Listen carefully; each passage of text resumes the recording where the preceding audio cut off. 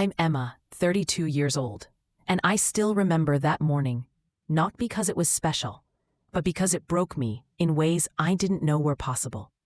I was standing in my mother's kitchen, holding a wedding invitation that wasn't even addressed to me. It was my sister's, and I hadn't been invited. I laughed at first, one of those bitter, half-silent laughs that hide pain behind disbelief, because honestly, I wasn't surprised anymore. Disappointed, yes. But surprised? Not at all. That single piece of paper told me everything I needed to know. About them, about me, and about where I stood in a family I had spent my whole life trying to belong to. Growing up, I was the quiet one, the peacemaker, the one who said, "It's fine," even when it wasn't. When my parents fought, I was the one who cleaned the mess. When my sister cried, I was the one who comforted her. And when I cried, nobody noticed. I thought love meant sacrifice. That if I gave enough, helped enough, smiled enough, maybe they'd see me. Maybe they'd finally say, "We're proud of you, Emma."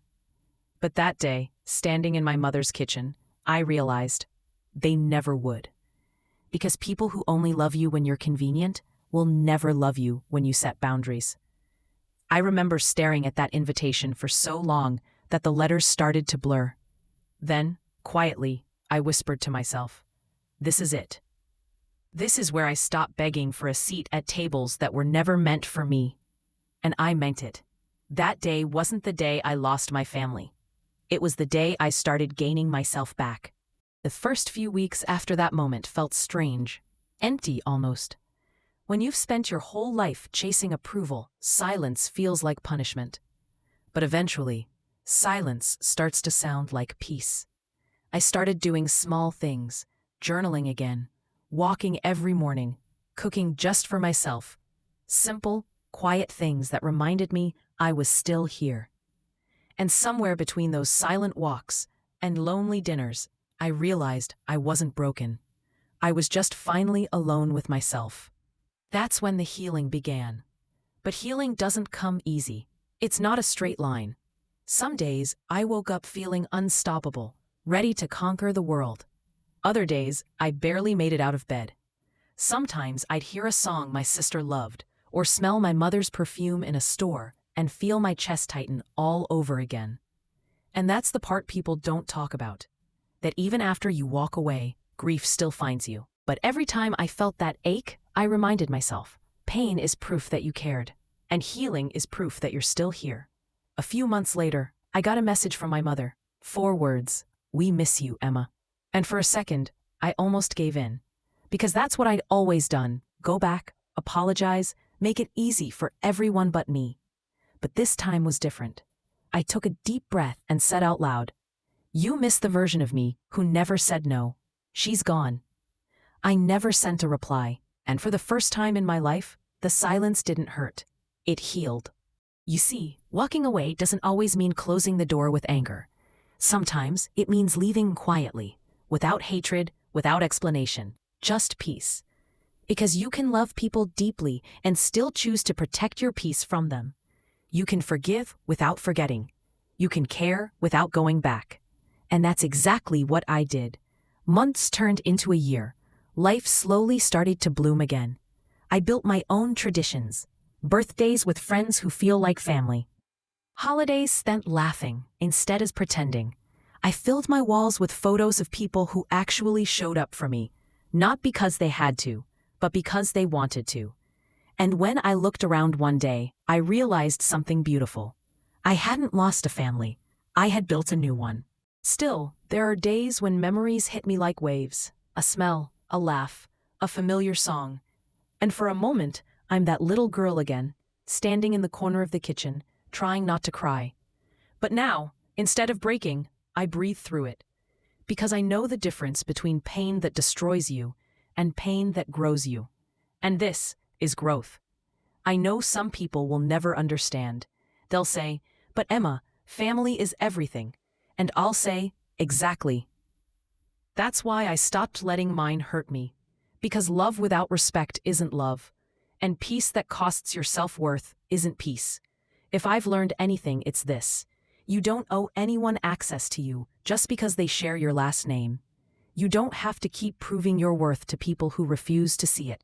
The moment you realize your voice matters, the world changes. The moment you stop apologizing for who you are, you become unstoppable. That day in my mother's kitchen, I thought my world had ended, but now I know it had just begun.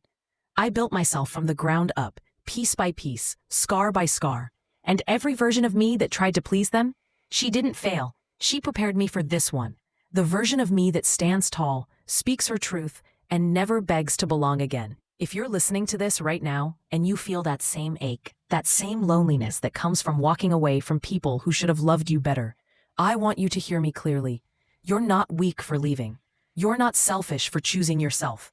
You're not cold for protecting your peace. You're brave. Because breaking a cycle isn't easy. Because healing yourself instead of repeating patterns is strength most people will never understand. Today, when I look in the mirror, I don't see the girl who was left out. I see the woman who chose herself when no one else did. I see someone who doesn't need an invitation to feel worthy. Someone who doesn't wait for permission to be happy. And maybe that's the real victory. Not revenge, not validation, just quiet, unshakable peace. So to anyone out there holding on to a love that only hurts, let go. You won't lose yourself. You'll find yourself.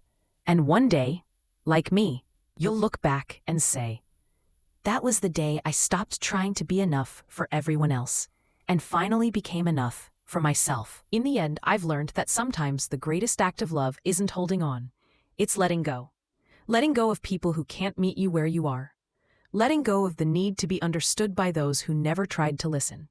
And letting go of the version of yourself that kept shrinking just to be accepted. Because peace isn't found when everyone finally treats you right. It's found when you stop needing them to. The truth is, you can't rewrite your past, but you can rise from it. You can choose to live, not in bitterness, but in power. To love deeper, to stand taller, to shine without apology. So when people ask me now what I gained by walking away, I smile and say, everything. Because I found the one thing I had been searching for all along, myself. To anyone listening, I'd say this: guard your heart, guard your home, guard your peace.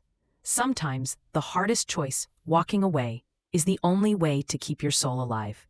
Because not every goodbye is loss, and not every silence is empty.